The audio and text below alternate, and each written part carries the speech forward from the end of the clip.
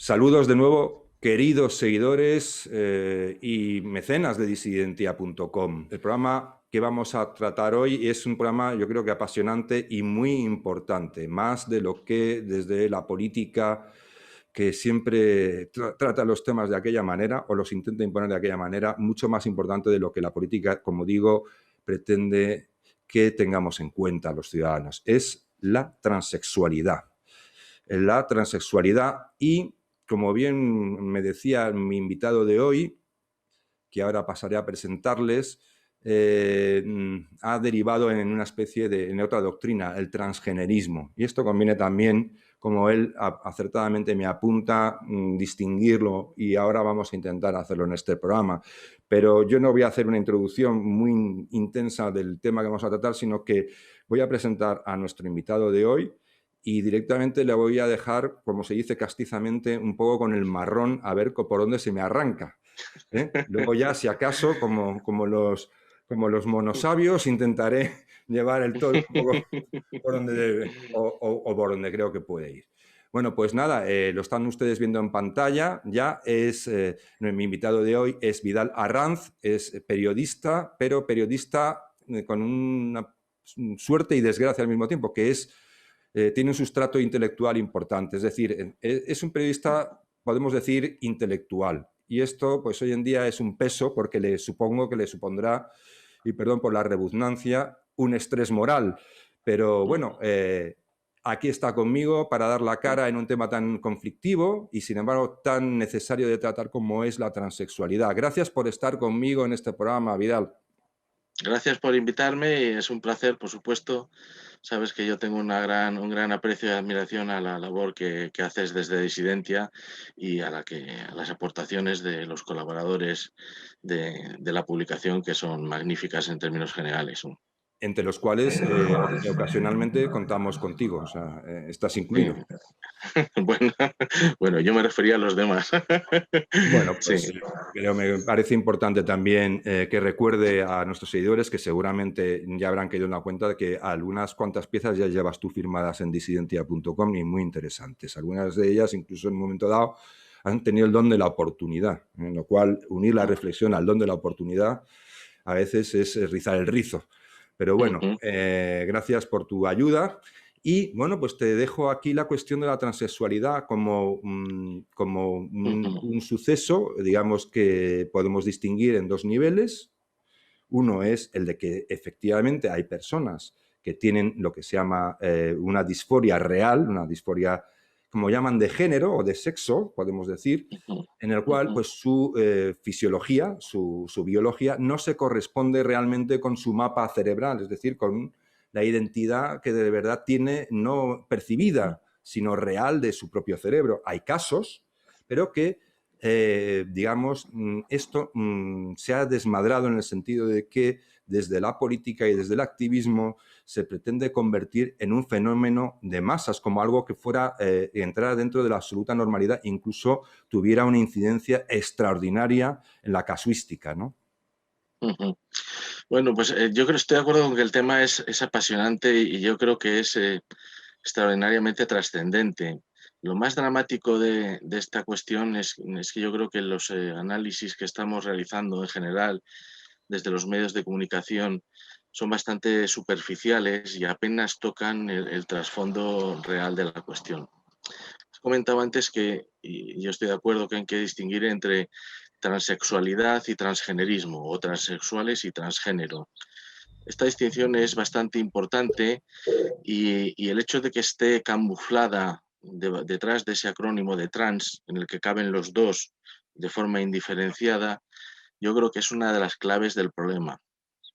La transexualidad podría definirse de una forma así gráfica para que todo el mundo la pueda entender, como aquella gente que encaja en esa expresión muy tópica de estoy en un cuerpo equivocado, ¿no? Es decir, esta idea de soy una mujer en un cuerpo equivocado, soy un hombre en un cuerpo equivocado. El transexual es una persona que en realidad siente la necesidad de ajustarse al cuerpo que percibe como, a la identidad sexual que percibe como verdadera.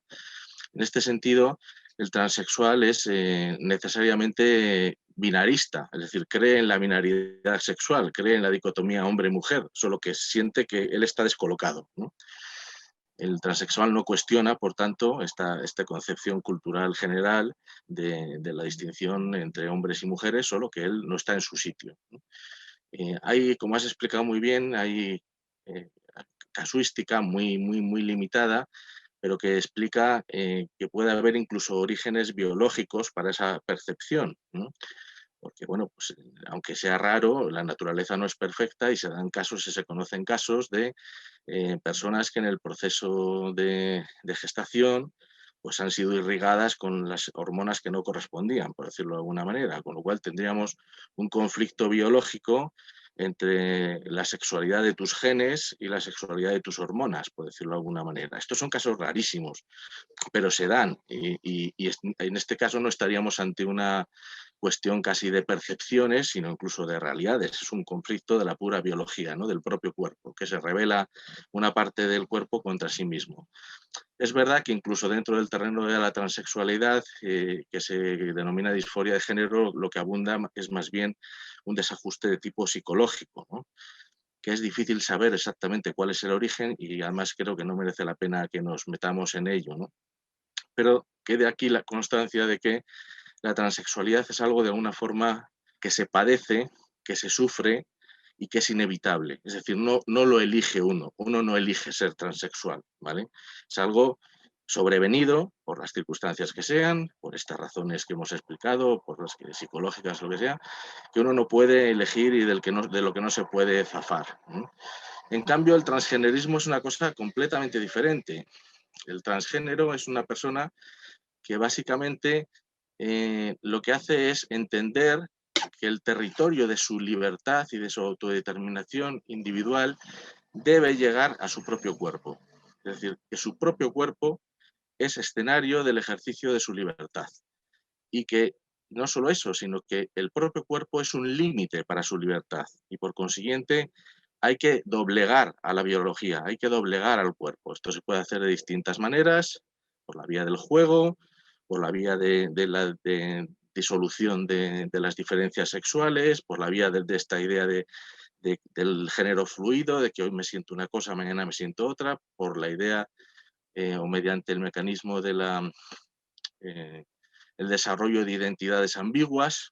Hay un caso que yo creo que podría servir para explicar esto, que es el de Lily Wachowski, una de las hermanas Wachowski, autoras de la película Matrix, sobre al que dediqué uno de sus artículos que mencionabas para Disidencia.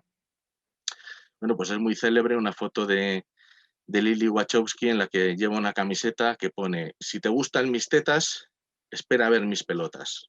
Bueno, pues yo creo que esto expresa muy bien lo que es la idea del transgenerismo. O sea, el transgénero juega con este desconcertar con respecto a los roles y las identidades sexuales y las presuposiciones, etcétera, ¿no?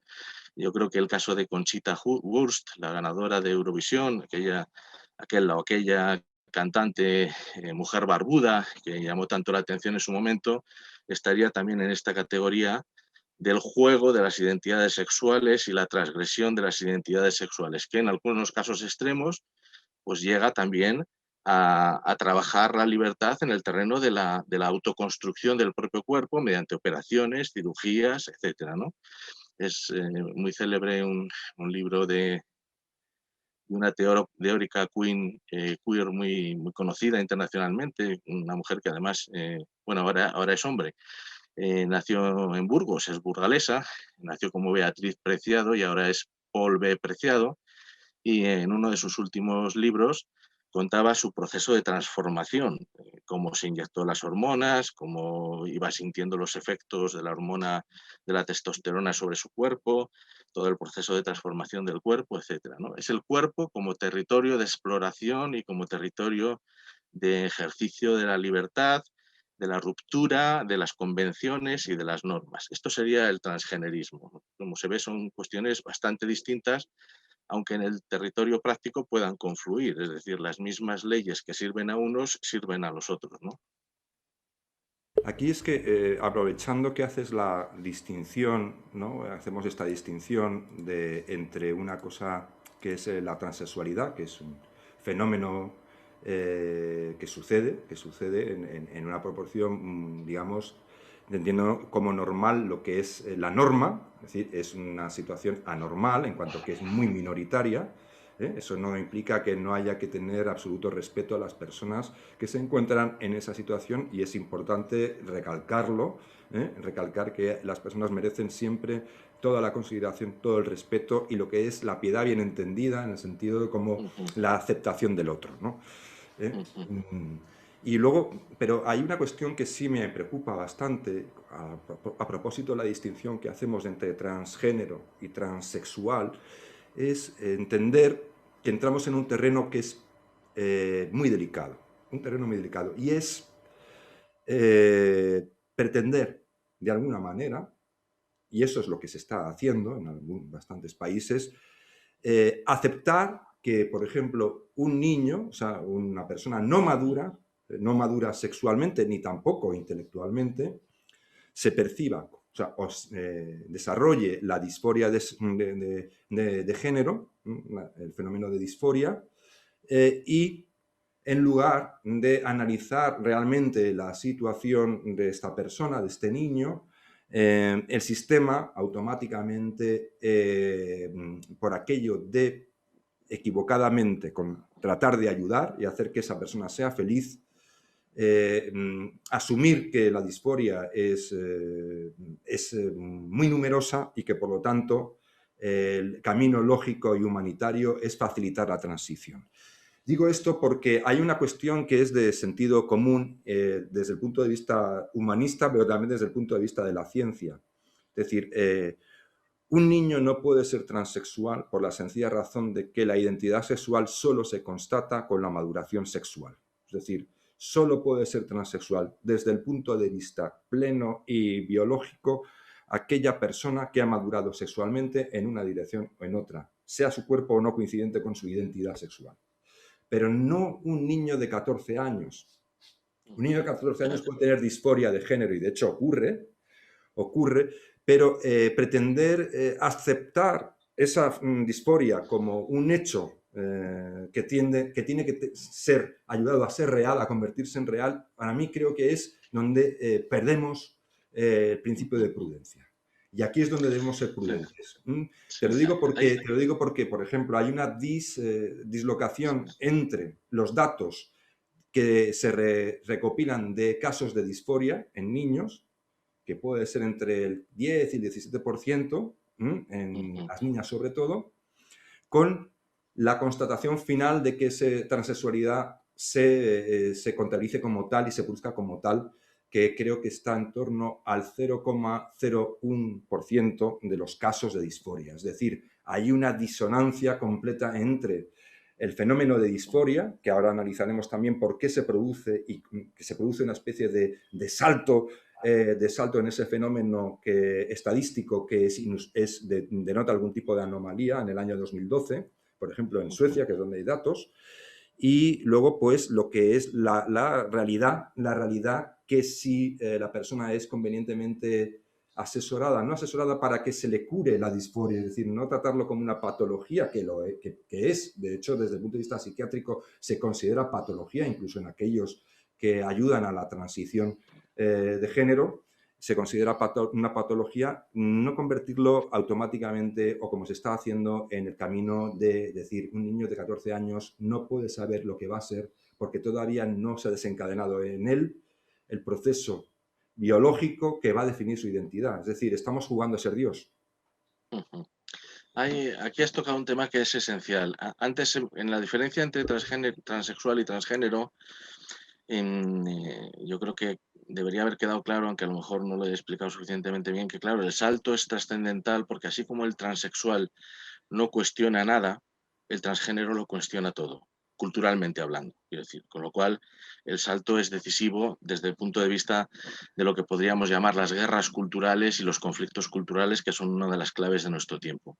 Este asunto de los niños es el otro tema crucial de esta cuestión. Es decir, el debate sobre la transexualidad había generado un amplio consenso, yo creo, social, un entendimiento de la cuestión que tenía raíces muy profundas. Es decir, hay una película de los años 80, me parece que es Mi querida señorita, de Jaime de Armiñán, que yo recuerdo que a mí ya me la pusieron en el colegio, era un colegio concertado religioso, y me la proyectaron. O sea, que había ya un cierto entendimiento de amplias capas de la sociedad, de intentar acercarse y comprender el problema de esta realidad, ¿no?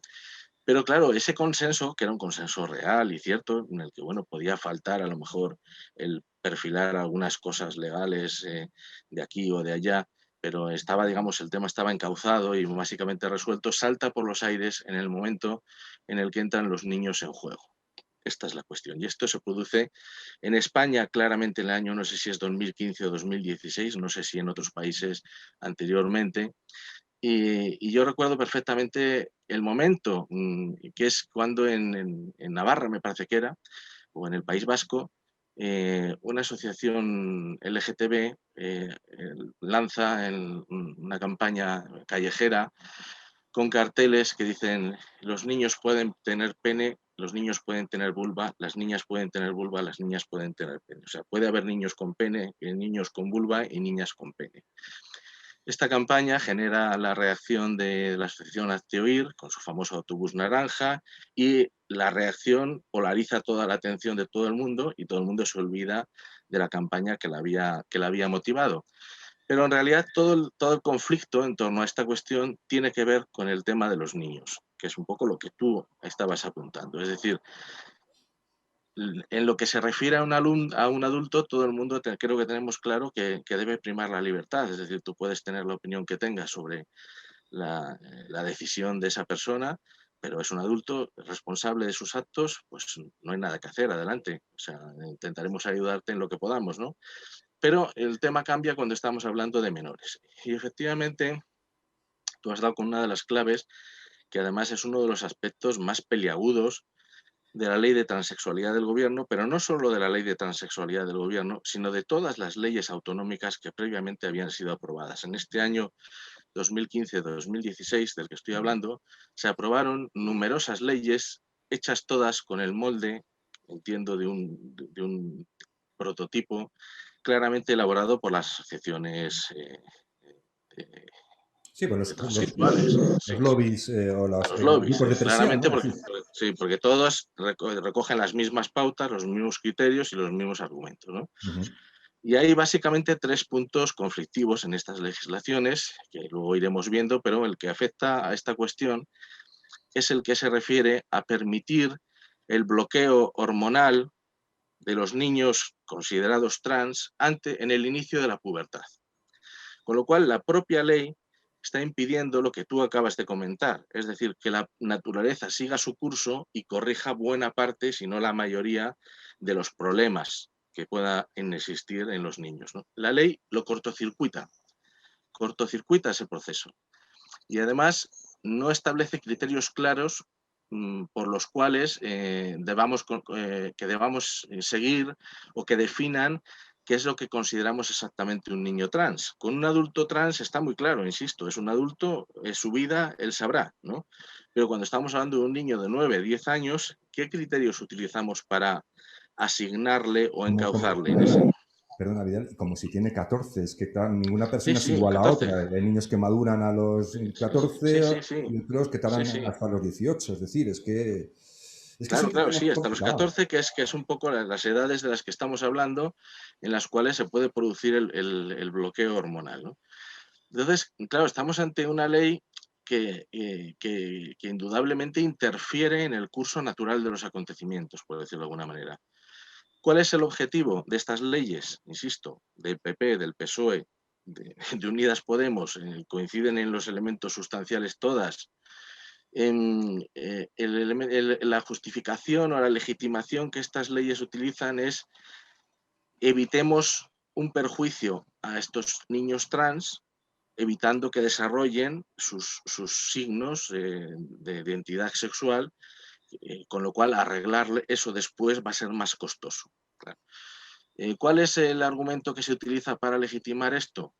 Todas las personas transexuales, en este caso podemos hablar de transexuales, eh, fueron conscientes de su transexualidad desde niños, se nos dice, lo cual probablemente es cierto, pero se está ocultando lo que tú planteas, que junto a los que se sentían transexuales y terminaron siendo transexuales, había muchos otros que podían tener episodios de confusión de género, pero que terminaron ajustándose, digamos, a la norma, por decirlo de alguna manera, ¿no? Entonces, claro, cuando tú estás permitiendo interceptar el desarrollo biológico normal de esos niños, estás impidiendo que ese reajuste natural se pueda hacer y quizá estás provocando problemas muy superiores, casi con toda seguridad vas a provocar problemas muy superiores a los que vas a arreglar o corregir. Sí, y luego las reclamaciones al maestro armero, que ya sabemos cómo funciona esto, ¿no? Es decir, que cuando... es decir, yo voy a poner un caso, por ejemplo, para que nosotros queremos tratar este tema con todo el respeto y con toda la consideración a aquellas personas que son transexuales. Vaya por delante. Pero queremos tratarlo precisamente dándole la relevancia que merece para no banalizarlo y no convertirlo en una especie de fenómeno Claro. de masas, porque entonces estamos viciando un problema, estamos devaluando la situación de un transexual auténtico, es decir, una persona que de verdad es transexual, ¿no? Merece no ser banalizado o banalizada. Entonces, la cuestión es que, por ejemplo, voy a hablar de un caso muy concreto para que ahora que está ya aprobado el anteproyecto de ley de la transexualidad en el Parlamento español, en el que se contempla, pues eso, que un menor de edad pueda decidir emprender el camino de los tratamientos o de la ayuda para confirmar su transexualidad de forma clínica, médica, psicológica y demás, con la mediación de un juez. Eso sí, está en la ley, pero claro, el juez no va a poder más que juzgar o determinar ese derecho en función de la propia ley. Es decir, ¿qué es lo que...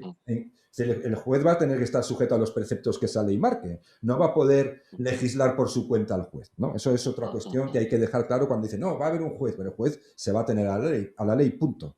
Entonces, hablo de una cosa. En Suecia, vamos a hablar de Suecia, que siempre es para mí el principio y el fin de muchas cosas, ¿no? Pioneros en todo. En Suecia existe la ley y el reconocimiento de la transexualidad desde el año 1972. Es decir, estamos hablando ni más ni menos de casi la friolera de medio siglo. Bien, pues por donde nosotros vamos a ir con esta ley, resulta que los suecos que tienen la experiencia, los datos, los casos, los estudios, es decir, el background, es decir, el pozo de todo de 50 años, están desandando precisamente el terreno que nosotros queremos empedrar ahora, ¿no? Es decir, están replanteándose muchas de las políticas y de los protocolos sanitarios, porque han descubierto un fenómeno que apuntaba yo antes, estadístico. Desde que se se legisla, existe la ley de transexualidad, que es hiper respetuosa con los transexuales y se dedica precisamente para ayudarles en la transición. En Suecia, en el año 72, durante un montón de, es decir, aproximadamente yo creo que son más de 3 décadas, casi 4 décadas, la casuística de transexuales en Suecia oscila invariablemente entre 12 y 18 casos al año. Es a partir del año 2008 que hay un pequeño repunte y sobre todo a partir del 2012 que dispara todas las alarmas. Y es que se produce un incremento de la casuística de un 1500% súbitamente. Entonces, de pasar de tener 18 casos, pongamos en 2008, 28 casos creo que fueron, han pasado, creo que en 2020, prácticamente cerca de los 4.000, a punto con a los 4.000. Es decir, hay un punto de anomalía estadística, se quiera o no. ¿Cuáles son las causas? Eso es lo que vienen ahora a analizar los suecos, pero saben que algo está fallando. Saben que no es lógico que durante casi 40 años haya habido una casuística de esa incidencia de la transexualidad que oscilaba entre una horquilla bastante previsible año tras año y de repente eso salta por los aires y se convierte, deja de ser un fenómeno muy restringido y se convierte, como ellos mismos reconocen los expertos de la sanidad sueca, un fenómeno de masas. que es lo que ha hecho que en Suecia durante todo este año 2021 se estén haciendo grupos de trabajo y de replanteamiento de las políticas sobre transexualidad, el control y los protocolos.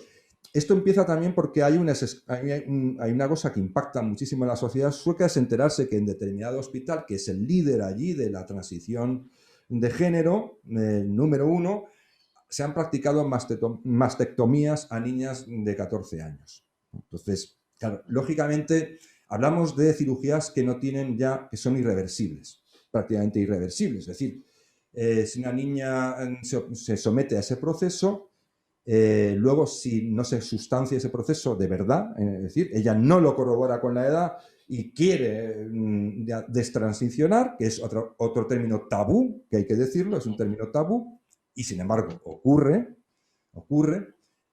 pues va a tener que afrontar y destransicionar, pero acarrear de por vida con unas secuelas quirúrgicas. Es decir, no puede destransicionar completamente, ya está, digamos, en una situación psicológicamente muy delicada, muy delicada.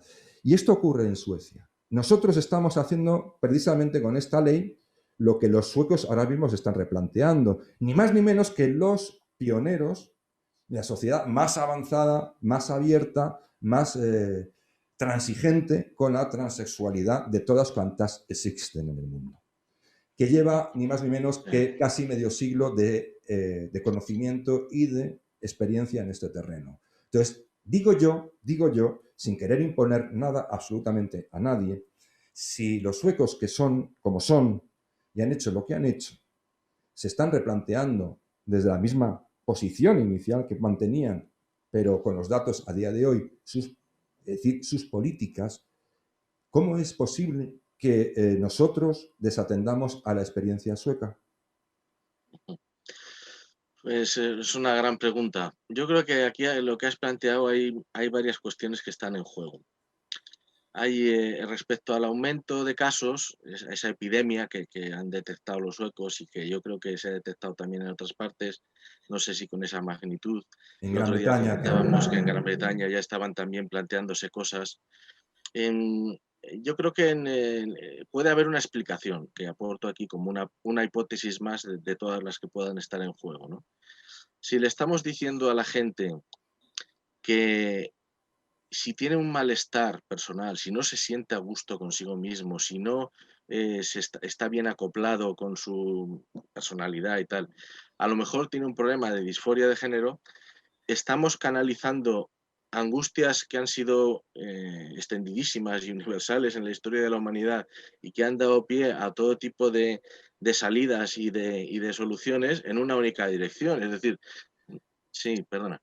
no, solo te voy a hacer un inciso y te dejo, perdona que te interrumpa, pero es Sí, que sí. lo que tú planteas no es una hipótesis, es que es uno de los datos que se están deduciendo en Suecia, que Ujú, dentro de este aluvión de chavales, de niños ujú. que tienen disforia de género, están detectando que existen otro tipo de problemas psicológicos. Es decir, y que Claro, es que, posiblemente estos problemas canalizan, buscan una salida.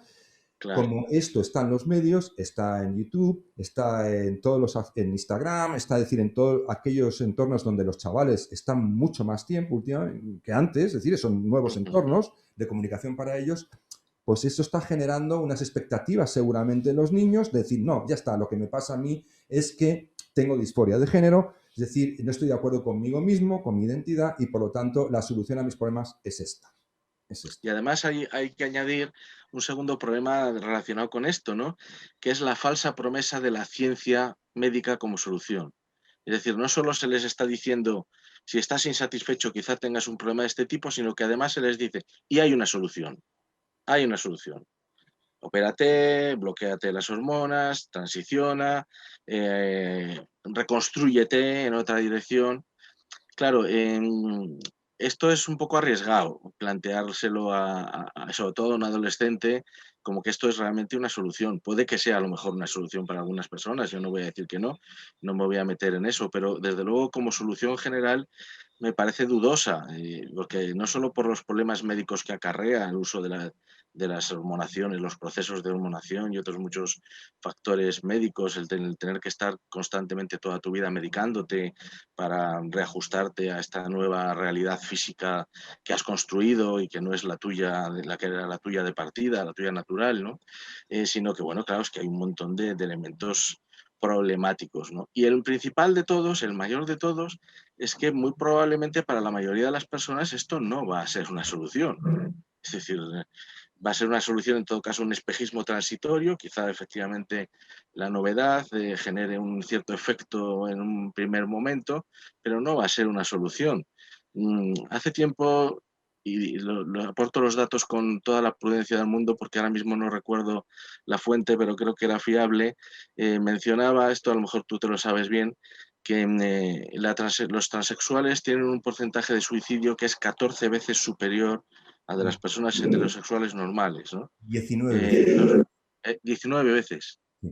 19. Yo había leído 14, o sea, una barbaridad, ¿no? 19.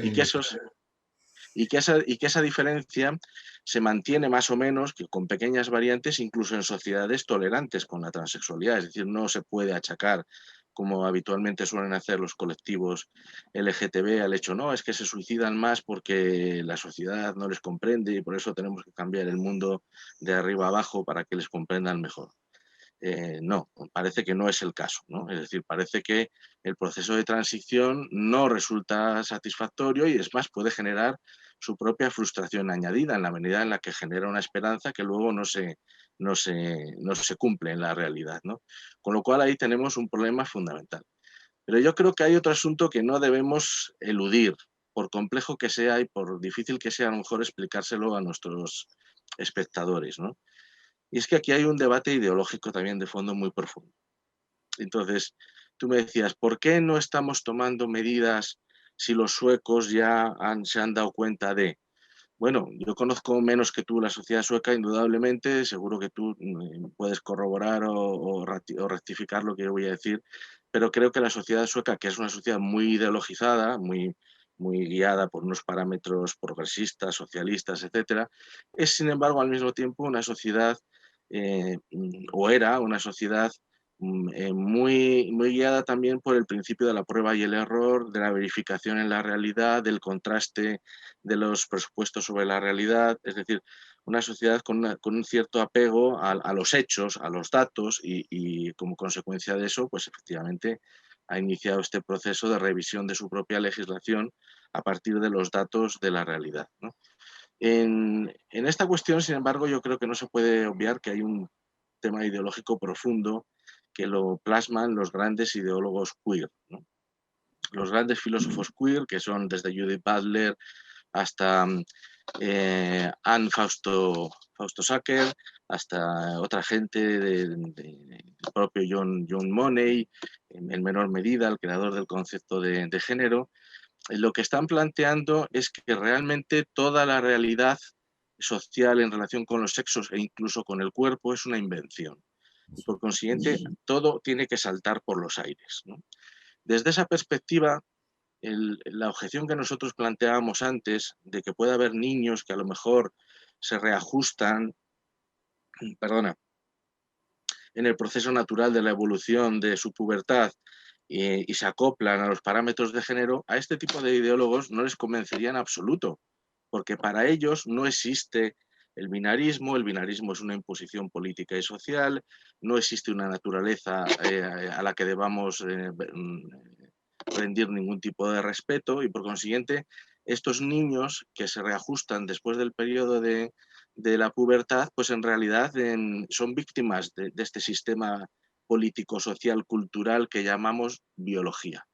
Esto es muy delirante. Yo entiendo que muchos espectadores que nos estén escuchando pensarán, bueno, esta gente se han vuelto locos, están diciendo aquí bobadas y que no tienen ni pies ni cabeza. Y efectivamente, estamos diciendo bobadas que no tienen ni pies ni cabeza, pero no porque las creamos, sino porque están ahí, están en el meollo de toda esta cuestión. Es que has hablado tú de los filósofos de la teoría queer, ¿no? Es decir, bueno, en llamarles filósofos, perdóname, yo quiero ser serio y respetuoso, pero me voy a permitir el lujo de considerar que llamarlos filósofos es una exageración, es decir, porque la filosofía es la búsqueda de la verdad, ¿no? Es decir, o por lo menos de entender la realidad, ¿no?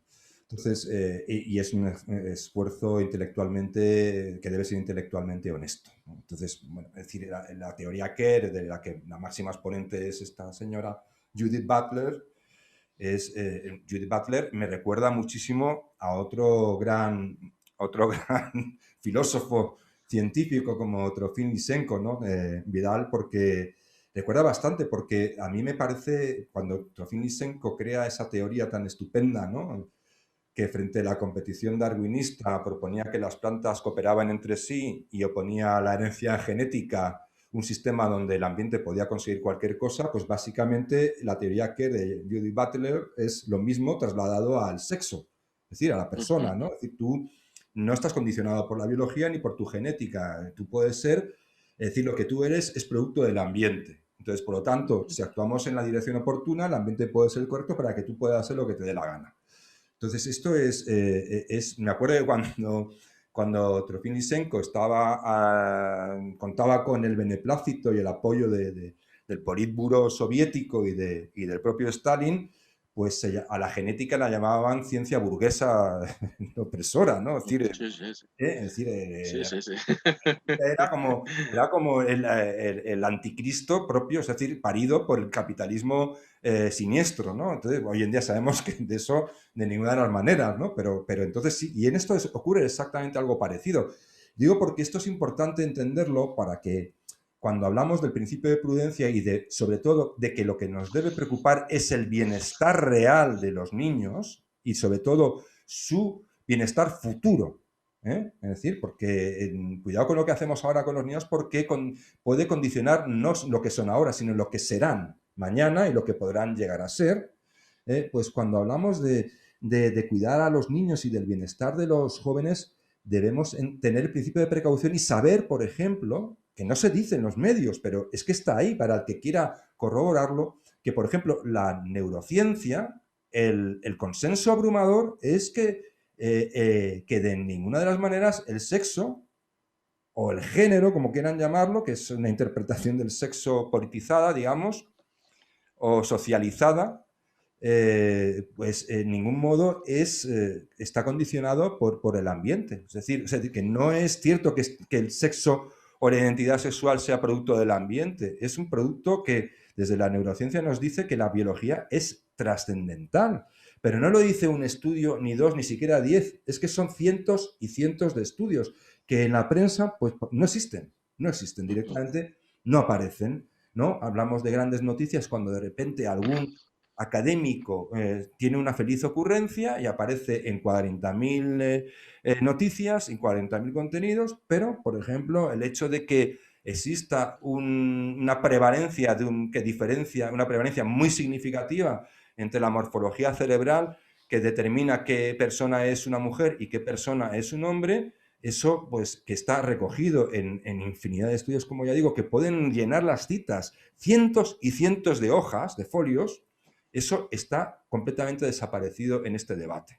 Entonces, a mí me parece muy grave por la sencilla razón de que aquí lo único que importa no es decir, preocuparse por parecerse más inclusivo y no parecer transfóbico. No, no. Lo importante aquí es de verdad hacer lo mejor posible por las personas, en este caso los niños, como si finalmente son transexuales. Es decir, pero hay que cerciorarse. No podemos deducir de la percepción de un niño de 14, 10 años que eso es lo que va a ser en el futuro el resto de su vida. Si nosotros hubiésemos tomado las decisiones de lo que hoy somos o de lo que hoy hacemos en función de lo que pensábamos cuando teníamos 10 años, pues Dios mío, seguramente estaríamos ahora mismo sobrecogidos, ¿no? Diríamos, madre mía, hay que ver lo que pensaba yo, no ya siendo un niño, sino simplemente hace solo 10 años, ¿no? Claro, es que aquí has tocado un tema clave de esta cuestión, que es uno de esos asuntos en los que este debate de la transexualidad se entrecruzan cuestiones muy importantes, ¿no? Por eso este es un debate realmente tan serio y tan trascendente, más allá de que afecte a una minoría de personas, pero culturalmente es un debate de suma relevancia. Tú lo has explicado bien. En realidad aquí de lo que estamos hablando es de que el emotivismo, es esta filosofía, esta visión de las cosas en la que estamos instalados, que juzga la realidad solo desde la empatía de lo inmediato. El emotivismo solo ve al pobre niño trans que quizá se pueda ver perjudicado si no se le ayuda a transicionar lo antes posible en la escuela. Pero como el emotivismo lo que hace es desplazar el análisis racional de la realidad, es la razón la que te dice que junto a ese niño trans al que efectivamente estás ayudando, puede haber efectos indeseados, que son esos otros niños que no tendrían ningún problema si lo dejas estar y que lo van a tener a partir de ahora. Por tanto, en este asunto no solo una de las cuestiones de las que se cruzan aquí es este gran debate de nuestras sociedades contemporáneas entre qué es lo que prima.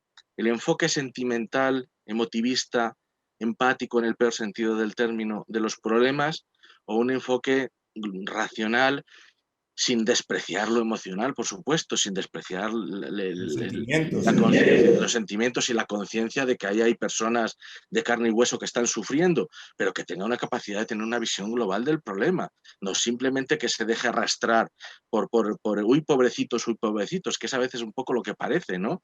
Entonces, ¿eh? Es la dinámica de nuestro tiempo en esto y en general en muchas cosas. Es decir, Claro, estamos en la claro, sociedad del sentirse bien. claro, claro, sí, sí, Una sí. sociedad en la que el conflicto, la afrontación del conflicto, el trauma, el problema, la discordancia entre lo que queremos y lo que al final conseguimos, es decir, el proceso normal que es la existencia, lo queremos erradicar. Es decir, lo que Sí, importa es sí. que tú te sientas bien. Claro, pero eso es una apuesta muy peligrosa, porque el hecho de que yo te dé la razón y no te contraría a ti, por ejemplo, Vidal, porque de repente te da por lo que sea, y yo que te conozco y que tengo información, te digo, espérate, Vidal, porque igual crees que es esto lo que tú deseas, pero tengo por experiencia y por casos tal, que tienes que darte un margen de tiempo porque verás que posiblemente al final no sea eso lo que vas a querer, ¿no? Entonces, esa cosa tan racional como es el lidiar con el conflicto, el afrontar el conflicto con nosotros mismos incluso, es la vida que arrostra un cierto sufrimiento, no solo en la cuestión de que tú no estés conforme con tu sexualidad, es que igual no estás conforme ni con tu estatura, ni con que no tengas más pelo, o con que tengas demasiado pelo, seas muy velludo, o vete a saber, es decir, o con el hecho de tener que usar gafas y no te gustaría tener que usar gafas. Incluso con que no hayas conseguido aquellos éxitos que en casa, tus padres que te querían mucho y que querían fortalecerte mucho la autoestima, decían que tú ibas a ser un tipo muy grande y al final resulta que eres uno del montón. Y tienes que lidiar con esa realidad. Entonces, lo que la sociedad actual está diciendo, no solo en la cuestión de la disforia de género, con estas leyes que son más actos de propaganda de verdad y de proclamar buenas intenciones que de velar por el bienestar real de las personas, lo que estamos diciendo a la gente, a los niños y a nosotros mismos es que no afrontemos los conflictos directamente, que tenemos que hacer que desaparezcan. ¿Mm? Con lo cual, Sí, sí, lo sí. único que estamos haciendo es retrasar un conflicto mucho mayor en muchos casos, es decir, conflictos que tarde o temprano van a aflorar.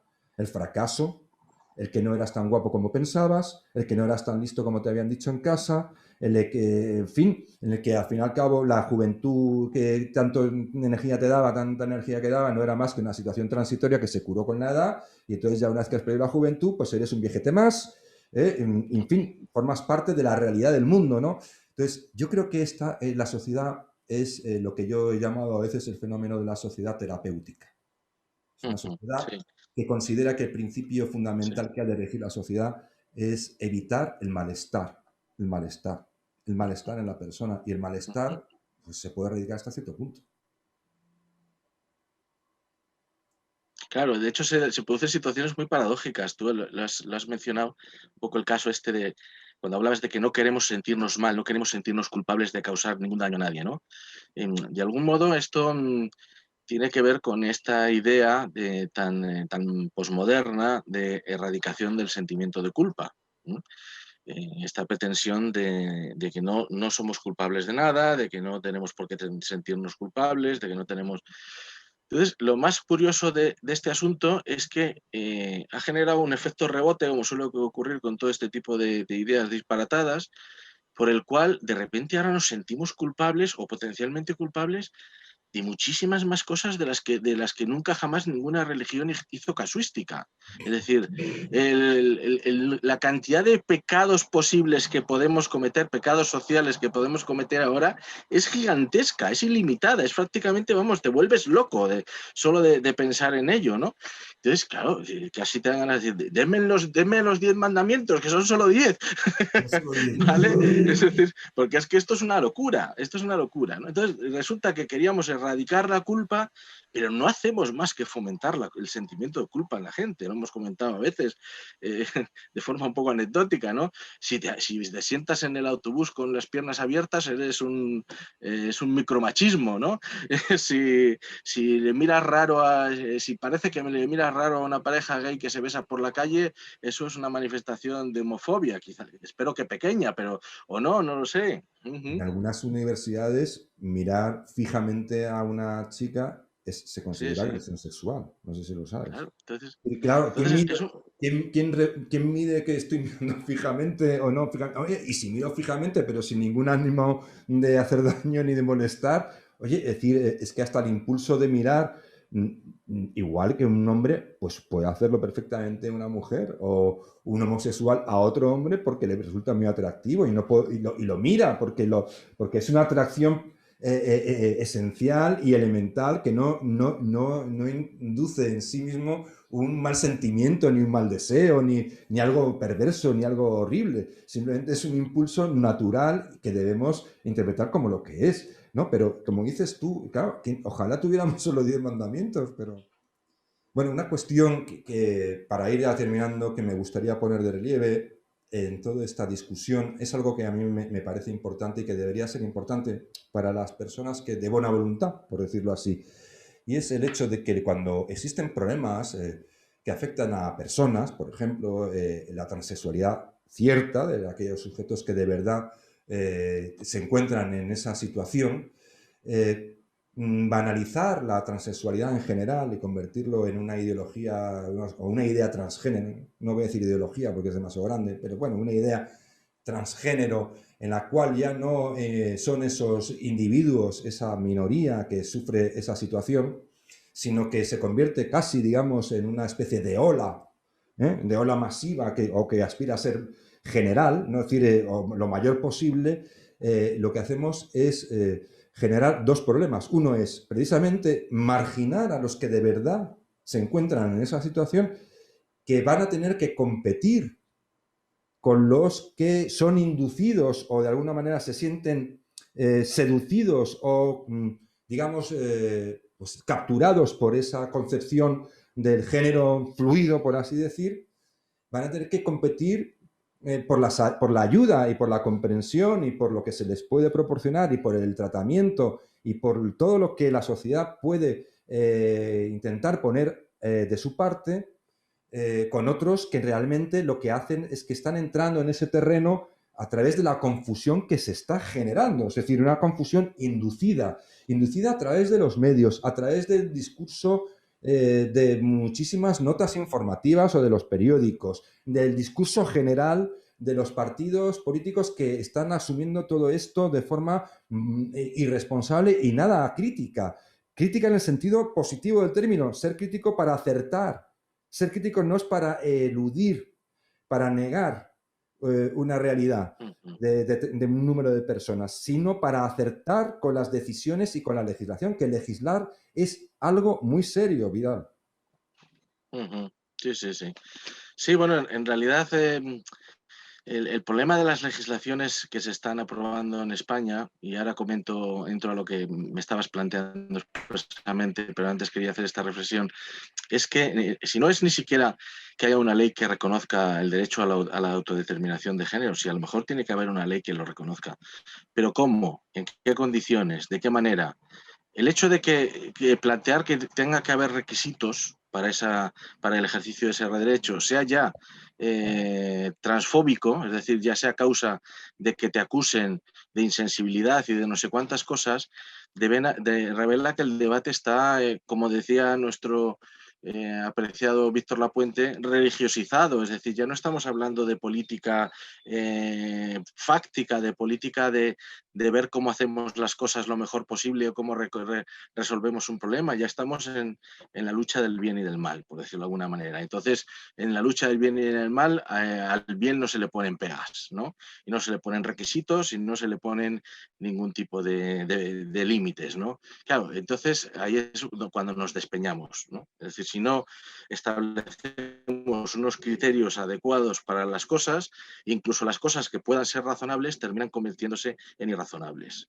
Y entonces, y luego los debates, por supuesto, se envenenan, porque ya parece que es una cuestión dicotómica, ¿no? Es decir, ya o sí o no, o hay o no hay, o no hay, o no, pero digamos que entre medias algo habrá que hacer con las personas que tienen este desajuste. Entonces, no podemos plantear solo la cuestión en un sí o no, en dos polos opuestos enfrentados, sino que el criterio tiene que ser la existencia de criterios racionales y de procedimientos sensatos que mitiguen los daños y que garanticen que los beneficios sean beneficios reales, no beneficios imaginarios, ¿no? Y luego, con respecto a lo que decías de este efecto, digamos, banalizador de la moda, pues efectivamente, y además eso se hizo muy visible al comienzo de todo este proceso, precisamente en ese año 2016, me parece que es, cuando se estallaron las polémicas estas a las que yo hice referencia, tanto la de la campaña callejera como la del autobús de Hazte Oír, ¿no? En ese contexto, transexuales históricos de este país mostraron su profundo rechazo y su profundo malestar por el tipo de discurso que se estaba imponiendo, el del transgenerismo, en todo este debate. Claro, ¿por qué mostraron su rechazo? ¿Por qué no se sentían representados? ¿Por qué se sentían incluso mal? ¿No? Porque ellos tienen una percepción del problema que es un problema. Es decir, ellos no se engañan. La mayoría de las personas transexuales no se engañan. Tienen claro que su desajuste es un problema y que es un problema que no tiene solución, pero hay que darle alguna solución, alguna respuesta, digamos, no solución definitiva, pero hay que arreglarlo de alguna manera y la transexualidad, la transición es un mal menor, por decirlo de alguna manera, para intentar llevar una vida lo menos insatisfactoria posible. Pero claro, que desde el otro lado, desde el bando de los suyos, se venda la transexualidad o el transgenerismo como una expresión de la riqueza del mundo, de la diversidad, como algo que no solo no tiene ningún contenido patológico, ni siquiera esa patología mínima que es la disforia de género, que es el nivel más bajo de la patología mental recogido por la psiquiatría, ¿no?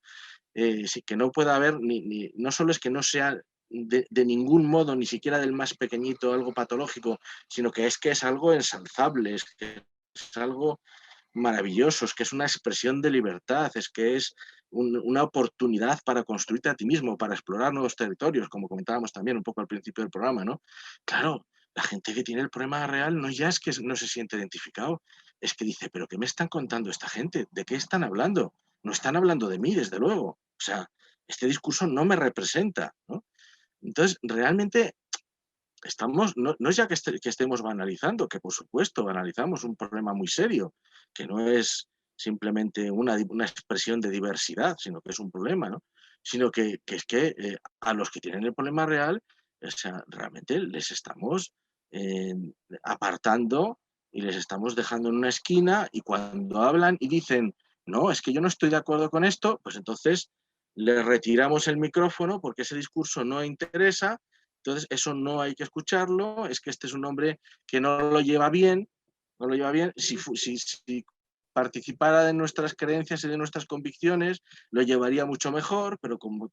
Entonces, claro, es que al final, hasta el propio discurso se convierte en agresivo para una parte, la parte verdaderamente nuclear del problema padece este discurso de alguna manera, ¿no?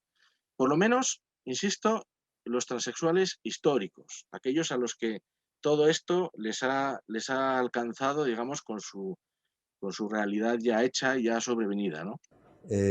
Hay un documental sueco, pues sabes cómo hacen los suecos, cuando investigan un poco, pues se podrá estar más de acuerdo, pero el programa está hecho con bastante seriedad y con bastante sensibilidad. Cada uno podrá tomar el partido que considere que le convencen los argumentos o los contrarios, pero en el que, por ejemplo, expresaban que había en el programa, aparecen lo que llamas tú transexuales históricos, es decir, simplemente son transexuales que empezaron su transición en otro momento en el que no era un fenómeno masivo y por lo tanto se trataba, digamos, caso por caso de otra manera, es decir, de una manera, digamos, más focalizada y con, digamos, con unos criterios, no sé si más estrictos, pero desde luego menos aturullados, menos atolondrados, sabiendo que tienes una lista de espera de 4.000 personas, pues no tratas igual a una lista de espera de 18 que de 4.000. Me imagino que eso también tiene que afectar a los procedimientos, a los recursos y a las personas que trabajan en la materia, ¿no? Pues salían ellos y los propios transexuales, estos ya suecos, que ya habían hecho la transición hacía tiempo y que ya estaban, digamos, conocían bien el problema porque lo habían vivido y tal, decían que efectivamente que a ellos lo que le llamaba mucho la atención y lo que le preocupaba es que de fondo estaban percibiendo que lo que era un problema que para ellos había sido y era un problema importante, muy importante, crítico en sus vidas, lo estaban viendo como que en realidad ellos no habían afrontado un problema, sino que el hecho de identificarse con un género o con otro era algo de libre elección, como el que decide arbitrariamente y festivamente, pues ahora soy un hombre, pues ahora soy una mujer o tal, y eso a ellos no es que les molestara, que me imagino que sí, porque son gente ya curtida, ¿no? Con todas sus vivencias, sino que simplemente les preocupaba muchísimo pensando en los jóvenes, en los niños. Jóvenes, claro, Porque claro. este es un problema tan serio que hay que estar muy seguro de que ese problema realmente está ahí y que se va, y hay que poner manos en el asunto. Es decir, y de verdad emprender un camino que una vez que entra determinados tratamientos y sobre todo, no sobre todo, y además intervenciones quirúrgicas que son irreversibles, la mastectomía que comentaba antes consiste, por si acaso alguien no sabe lo que significa el término, simplemente es extirpar el pecho a una mujer, ¿no? Extirpar los pechos.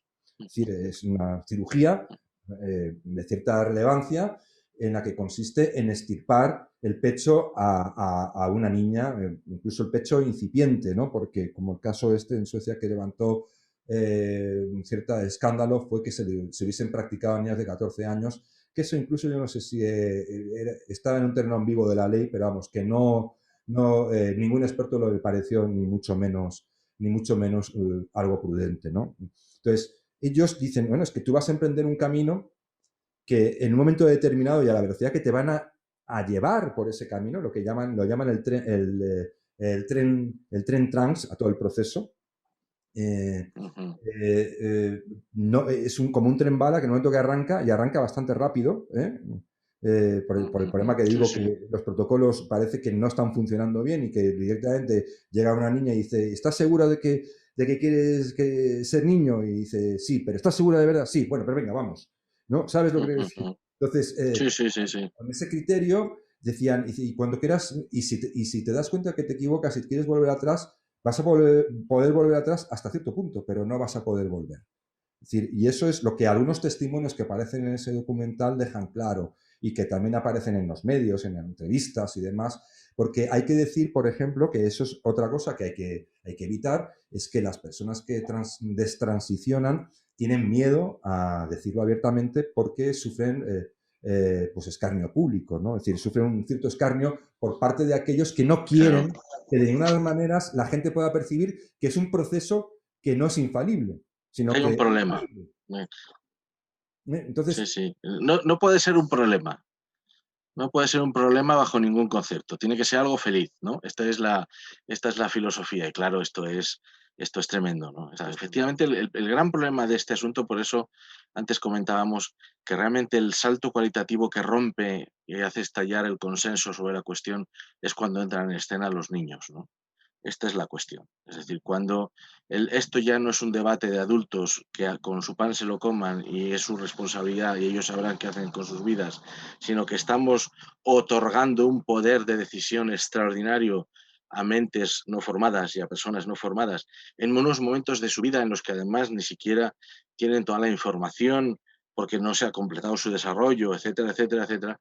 Claro, entonces aquí es cuando entramos en una situación verdaderamente endiablada y hablar de que determinadas políticas pueden ser de facto políticas de promoción de la transexualidad, incluso de difusión y de generación de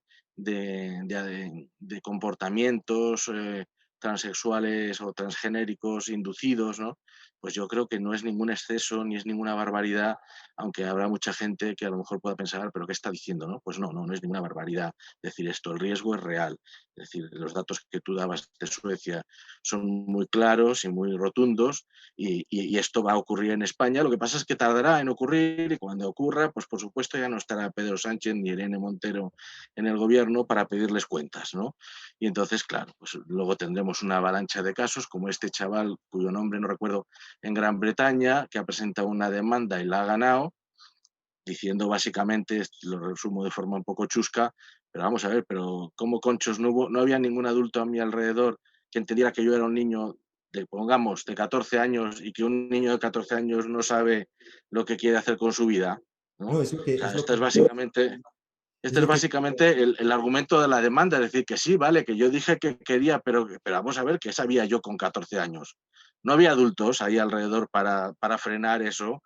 no, Entonces, pues, claro, hay una es demanda y eso, la ha ganado, y la ha pero no ganado queda en Gran solamente Bretaña. darme la razón como un tonto. Es decir, ¿te quieres sentir bien, niño? Pues no te preocupes. ¿Qué es lo que quieres? Esto no. Lo que dicen los expertos es que eso no puede funcionar así. De hecho, uno de los explicaba un psiquiatra de la universidad, digo, perdón, de la clínica que es líder en las transiciones sexuales en Suecia, que no tengo el nombre, igual luego lo pongo en los comentarios. eh, Explicaba cuál era el proceso por el que se validaba y se daba luz verde. Claro, otros expertos decían, pero ¿cómo? ¿Qué me estás contando? Es decir, ¿cuál era el proceso? Era un proceso que llamaban de consenso. Consenso entre el niño, sus padres y un médico. Es decir, un consenso con un niño de 10, 14, 16, un niño, con los padres, que imagínate, pues los padres que se pueden oponer frontalmente, pero también es verdad que si el niño está conviviendo con ellos en una situación, por lo que sea, de inestabilidad enorme, con un sufrimiento enorme que los padres no pueden ni vivir, pensando que su hijo tiene un problema colosal que no saben resolver, pues llegan a un comité a un hospital experto, entonces se reúne el niño, los padres y un médico, y llegan a un consenso entre los tres agentes, en igualdad. Entonces, una vez que alcanzan, o sea, imagínate los padres presionados por la situación que viven en casa, el niño que es un niño y el médico que si ven que el niño quiere y los padres tampoco se oponen, pues él no se va a oponer. Él no se va a oponer porque consideran que el criterio es no ir contra la percepción del niño. Claro, claro, es que eso es una locura. Entonces, Pero ¿qué además, dicen los expertos en este sentido? Dice que ese sistema es un sistema completamente alucinante, alucinógeno. Es decir, es un sistema inaceptable, inaceptable porque no se vela por el menor realmente, no hay una tutela efectiva del menor, que la necesita, joder. Es que nosotros hemos sido niños, sabemos, con 10 años no puedes decidir tu futuro cuando tengas 30. No lo vas a decidir con 10 años, y menos para toda la vida. Hombre, por contarlo de una forma gráfica que se pueda entender, hay gente que a los 10 años ya sabía lo que iba a ser su vocación, pero la inmensa mayoría de la gente no. Tú siempre puedes argumentar un caso de alguien que dice, yo siempre supe que iba a ser periodista o médico o ingeniero. Pero si haces un conteo estadístico, te salen 90 o 90 y tantos, y que yo iba a ser médico, pero al final he terminado de transportista, o lo que sea, ¿no? Entonces, claro, evidentemente, a veces, efectivamente, un niño puede tener una cierta idea muy clara, pero otras veces no, y eso cómo se mide, ¿no? Esto es lo complicado, ¿no? Pero luego allá has tocado otro tema que yo incidiría un poquito más en él, porque es el tema de la patria potestad de los padres, ¿no? Yo todos los reglamentos que he visto un borrador que se hizo aquí en Castilla y León y que no llegó a aprobarse, pero estaba ahí y era bastante polémico, seguía, como siempre, la línea general de lo que son este tipo de normativas, la legislación de Madrid, la legislación que acaba de aprobar ahora el Gobierno. El papel de los padres es un papel complicado. Porque, vale, sí, se dice, se hará de acuerdo con los padres, de consenso con los padres, de no sé qué con los padres, pero los padres no pueden oponerse. No tienen, entre comillas, derecho de veto.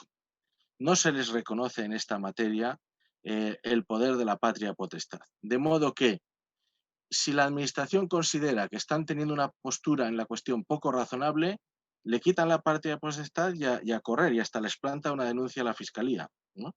Con lo cual, ni siquiera es lo que tú estás planteando de consenso del médico, los padres y el niño. Es que a lo mejor los padres se oponen, pero como el resto de los que intervienen en el proceso, que no sé si es solamente un médico o también hay agentes administrativos o tal, como perciban que hay una actitud de resistencia por parte de los padres que no se corresponde tal, pues es que les quitan de escena inmediatamente.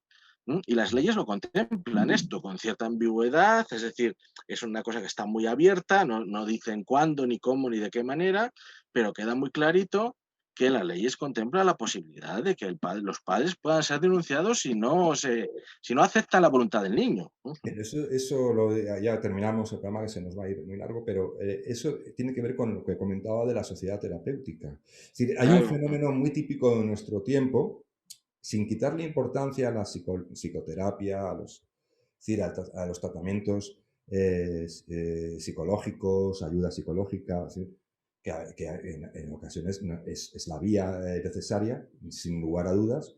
También es verdad que en la sociedad terapéutica el papel, no ya de los padres, sino del propio entorno familiar, Sí, ha sí. sido devaluado absolutamente. Es decir, antes el Estado a un niño con cualquier tipo de conflicto le va a llevar a que lo trate o hable con un experto cualificado o designado, o incluso poner la decisión en manos de un juez en función de una serie de leyes, que el niño que tiene un conflicto o el joven que tiene un conflicto, como hacía antiguamente, primero lo que hacía era consultar a sus padres, al abuelo, al tío, al primo, es decir, al entorno familiar, que era como una medida inicial, una fase principal, primera, el primer recurso era el hablar las cosas cuando tenías algún problema, mayor o menor, con tu entorno. Es decir, no, ahora no. Ese entorno es un entorno que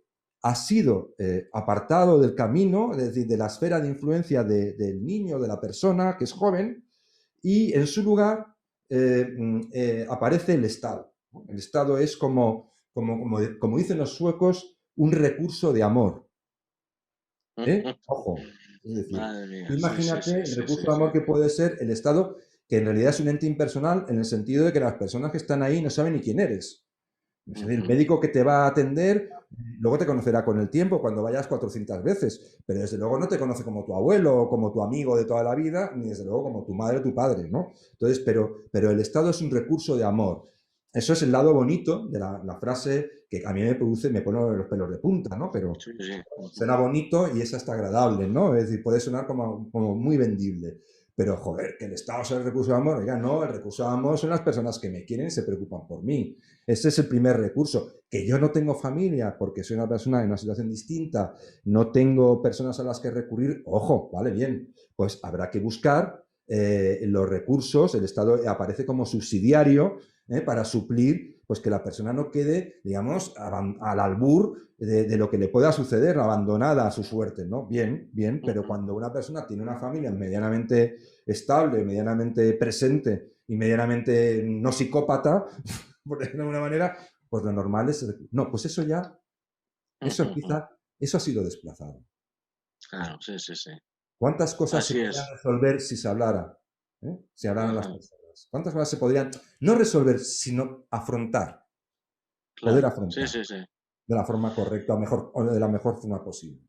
Sí, o por lo menos empezar a encauzar. Seguramente no todo se puede resolver, como tú muy bien has sugerido, pero indudablemente el proceso es más natural, ¿no? Si hay una primera fase en la que intentas afrontar los problemas por esta vía y solo cuando ves que por esa vía no puedes, buscas otro tipo de ayudas, ¿no?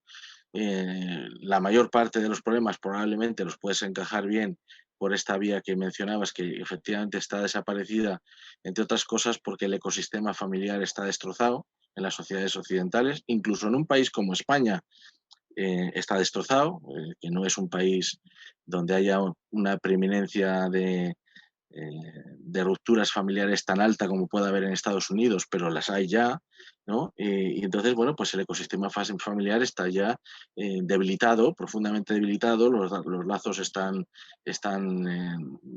si no rotos, muy, muy frágiles, porque no es lo mismo eh, que la gente conviva o que tenga contacto estrecho con su familia extensa, que no lo tenga. Ahora cada vez es más difícil tener ese contacto, etcétera, ¿no? Por lo tanto, es más difícil hablar con tu abuelo, como tú mencionabas, con tu tío. Entonces, bueno, pues claro, todo eso al final se termina pagando, ¿no? Pero también somos hijos de nuestras decisiones y de nuestras consecuencias, y tenemos que asumir las consecuencias de nuestros cambios sociales a veces, ¿no? En la medida en la que sean voluntarios y que sean realmente decididos por nosotros mismos, ¿no? Y si no nos gusta, pues hagamos por cambiarlo, ¿no? Es decir, si realmente redescubrimos que ese no es el camino, demos marcha atrás y recuperemos lo que añoramos porque hemos perdido, ¿no? Así que, en fin, esto es un poco lo que hay.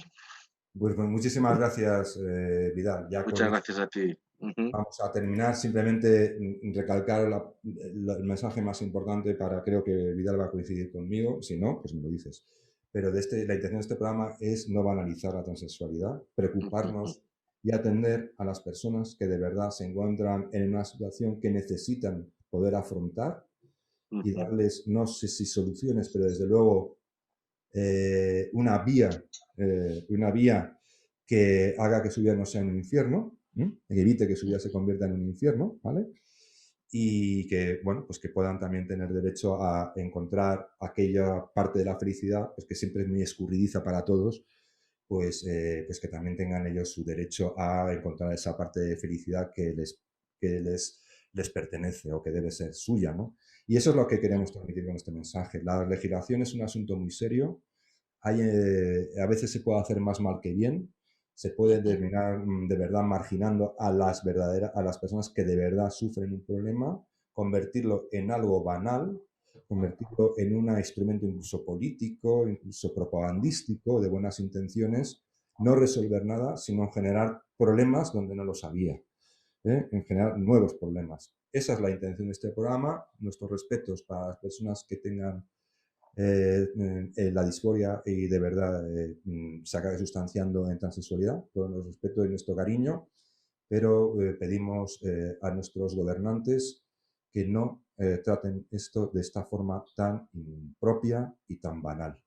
ujú. Y por la parte de la sociedad, pues que no eludamos la cuestión y por favor no tengamos miedo a que exista un debate, un análisis y un conocimiento del problema eh, y que no quede cortocircuitado por el miedo a no parecer suficientemente inclusivos o transfóbicos, nada más.